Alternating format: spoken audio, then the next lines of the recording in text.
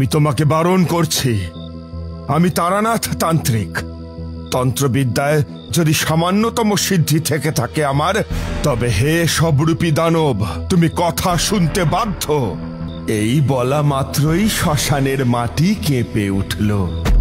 চারপাশের দৃশ্য থমকে দাঁড়িয়ে প্রহর গুনতে লাগলো। শ্মশান লাগোয়া ছোট খাল, তার জলে আর কোনো শব্দ নেই। চারপাশে ভিড় করা প্রেত মূর্তি নাচ থামিয়েছে। এবার দানব আমার দিকে মৃত চোখ ফিরিয়ে বলল, তুই আমাকে বাধা দিচ্ছিস কেন? এ পাপী সাধনার নিয়ম না জেনেই আমার দেহ কলুষিত করেছে। আমি একে ছাড়ব না। শান্ত হও। আমি জানি এ ভুল করেছে, কিন্তু বিশ্বাস করো, যা করেছে সবটাই না জেনে করেছে। নয়তো কেউ কখনো ধনী হওয়ার জন্য নিজের বাবা এবং ভাইকে খুন করে, সেই সঙ্গে তাদেরই সব দেহের উপর বসে সাধনা করে বড়লোক হওয়ার চেষ্টা করে। সব সাধনার আসল কথাই তো ওর অজানা। সেই কথাটা কি? কথাটা হলো, উপযুক্ত লগ্নে জাগ্রত শ্মশানে ভয়াল পরিবেশের মধ্যে একটি সব দেহের পিঠে বজ্রাসনে উপবেশন করতে হয়। এই সবের পিঠে বসে অমাবস্যার গভীর অন্ধকার রাতে গুরুর দেওয়া বীজ মন্ত্র অনর্গল পাঠ করে যেতে হয় যতক্ষণ না ভোর হচ্ছে। এর মধ্যে অসংখ্য বাধা পড়বে, পিশাচ লোক, প্রেত লোক এবং হাকিনীদের। অন্ধকার রাজ্য থেকে প্রাণঘাতী আতঙ্ক ধেয়ে আসে শ্মশানের ভূমিতে, সাধকের মনোযোগ বিঘ্নিত করার উদ্দেশ্য নিয়ে। ভয় পেলেই সর্বনাশ, সাধনা তো নষ্ট হবেই, আর ওইখানেই প্রাণটাও যাবে। এতক্ষণ যার পিঠের ওপর বসে যাকে ব্যবহার করে সাধনা করছিল সাধক, এবার সেই সবই উঠে সাধককে পিঠ থেকে ফেলে দিয়ে তার উপর চড়ে বসে। তারপর বিভৎসভাবে প্রতিশোধ নেয়। যেমন এই দানব প্রতিশোধ নিতে চাইছিল বলাই বেড়ার উপর।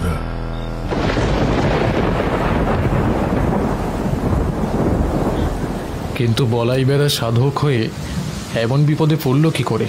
না, বিপদে সে পড়তো না যদি সে সত্যি সাধক হতো। তার মানে সে কি সাধক নয়? না, সে এক দুষ্টু তান্ত্রিকের অবলম্বন করা পদ্ধতি মাত্র। এই বলে ঠাকুরমশাই প্রথম থেকে আরম্ভ করলেন। দেখো, বহুদিন ধরেই আমি পায়ে হেঁটে পথে পথে ঘোরাঘুরি করা ছেড়ে দিয়েছি। তোমাদের যে সব ঘটনার কথা বলি সেসব আমার এককালের অভিজ্ঞতা, কিন্তু এখন আমি বলতে গেলে গৃহী হয়ে গিয়েছি। তবু এরই মধ্যে পথে বেরোতে হলো। কি করব, না বেরোলে যে আর কোনো উপায় ছিল না। সন্ধেবেলা একা একা বসে আছি।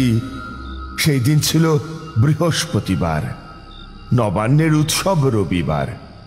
সেই দিন চারির শ্বশুর বাড়ি গিয়ে তোমাদের চারিকে নিয়ে আসব।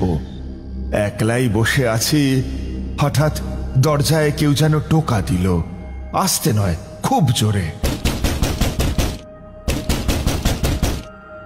আহা, আসছি আসছি, দরজাটা ভেঙে যাবে যে। দরজা খুলে দিলাম, কিন্তু ও মা, কেউ তো নেই। তবে দরজায় ধাক্কা দিল কে? এই বলে দরজা বন্ধ করতে যাব, এমন সময় দেখি আমার মাথার পাশ দিয়ে ঘরের ভিতর থেকে একটা তলোয়ারের মতো আলো বেরিয়ে বাইরের দিকে চলে গেল চোখের নিমেষে। আমি দেখলাম আলোক বিন্দুটা। এটা কি হলো ঠিক বুঝতে পারলাম না। ঠিক সেই সময়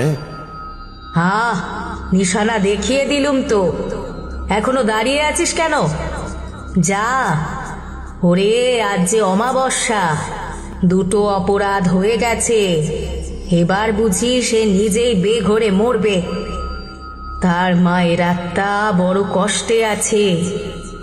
কোলের ছেলে তো, মায়া বেশি। তুই যা, তাকে বাঁচা, আর সেই পাষণ্ডটাকে শাস্তি দে। যা বলছি। বলে মাতু পাগলি আমার চোখের সামনে অদৃশ্য হয়ে গেলেন। ব্যাস, আর যাবে কোথায়? তখনই ওই অবস্থাতেই কোনো মতে দরজাটা বাইরে থেকে টেনে পথে নামলাম। বেশ খানিকটা চলার পর আলোর রশ্মিটা দেখতে পেলাম। মাঝে মাঝে কিছুই দেখি না, মাঝে মাঝে দেখি সেই আলোর ফলা আমার আগে আগে যাচ্ছে। এইসবের মানে কি? জানতে চাইল কিশোরী। ঠাকুরমশাই একটা পাসিংশ ধরিয়ে বললেন,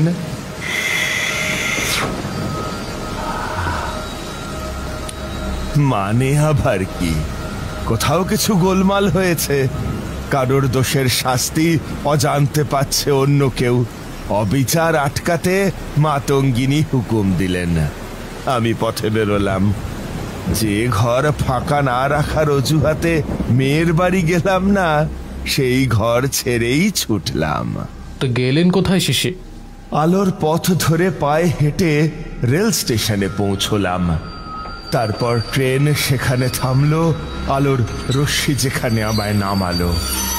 সেই স্টেশনের নাম হরাহর ঘাট। সাইনবোর্ডে লেখা নামটা পড়বারও সময় পেলাম না ভালো করে। মোলো যা, এখানে কি তুই বেড়াতে এসেছিস? তাড়াতাড়ি যা, দেখছিস নে রাত হয়ে গেছে। ওদিকে যে সব আয়োজন হয়ে গেল, যাবি তো নাকি? হ্যাঁ হ্যাঁ, যাচ্ছি যাচ্ছি। আমার সঙ্গে অবশ্য আরো কয়েকজন নেমেছিল ট্রেন থেকে। অদৃশ্য মাতঙ্গিনীর সাথে কথা বলছি আমি। জানি না কেউ আবার আমাকে পাগল ভাবলো কিনা। তা যাই হোক, আমি খালি পায়ে কাঁকর বিছানো গ্রামের পথ ধরে এগোতে লাগলাম।